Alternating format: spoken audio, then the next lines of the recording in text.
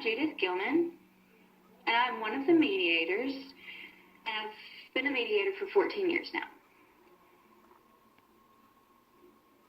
So I want to give you some positive experiences that I've had with mediation. I have been mediating in several classes, and it's not my place to decide that a certain person is right or wrong. Many people don't have the right idea about mediation and what a mediator is. A mediator is there to help resolve the conflict. Sometimes it's bad conflict, or they've had an experience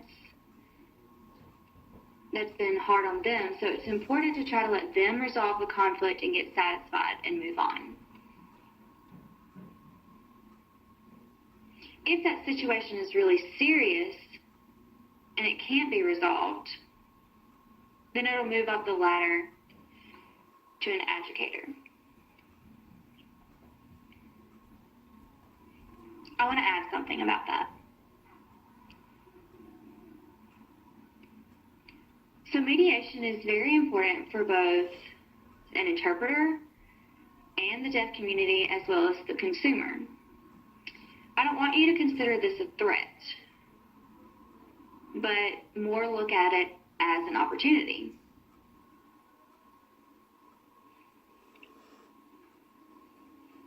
So when conflict occurs, it's for interpreters to have the opportunity to not see things differently. Or maybe they think that the problem's small, but it has a great impact upon the deaf community. Interpreters have the skills, but often you'll experience a deaf person that doesn't understand the situation. It's how the deaf person feels their experience with, and that's not always correct. Sometimes there are inappropriate and unintentional actions that happen. So if that situation happens, it's better to let them resolve that through mediation. And if you meet later, then you'll be able to look past that and the interpreter can continue to work and the deaf consumer will continue to use that interpreter. So that's very important. So if a deaf person thinks that they're doing something wrong, they're going to think, well, what am I doing to that person? Really, it's between the two of them, and during mediation, they're both going to be anxious about the situation. That happens to anyone.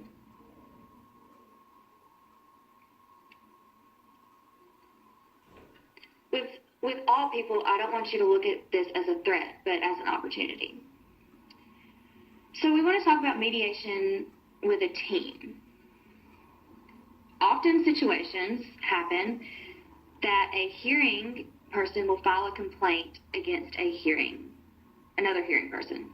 And in this situation, it can have a hearing mediator with a deaf mediator, but oftentimes the hearing mediator will work alone. But if a deaf person files a complaint against the interpreter,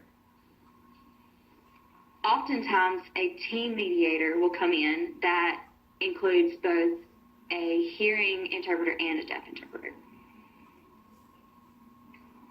And this happens for many reasons. The hearing mediator will understand the interpreter.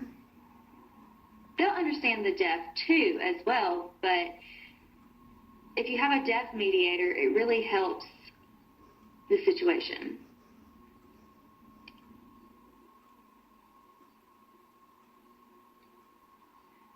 So the hearing interpreter will understand that the hearing mediator is there for them.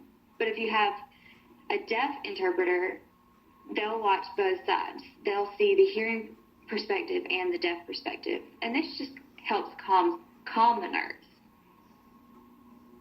And the mediator is not there for support, but they're there to help make sure the communication is smooth and flowing correctly.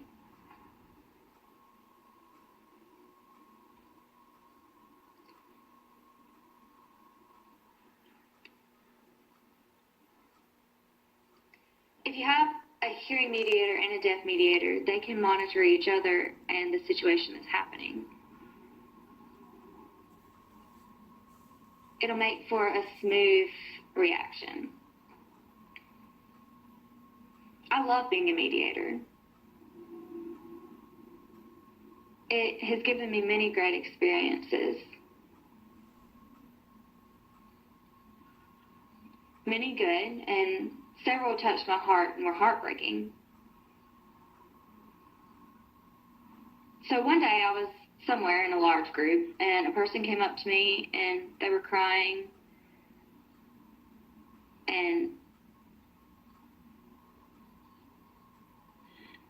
I remember one situation, which is in the past now, but anyway, this person was crying, and they wanted to hug me, and they said, "Do you remember mediating for me?" And it's awkward sometimes because I don't want to talk about it, but this person was ready to quit interpreting. But after your mediation, I decided to stay, and this was a relief for me. I was making a difference in that person's life, and that is very important.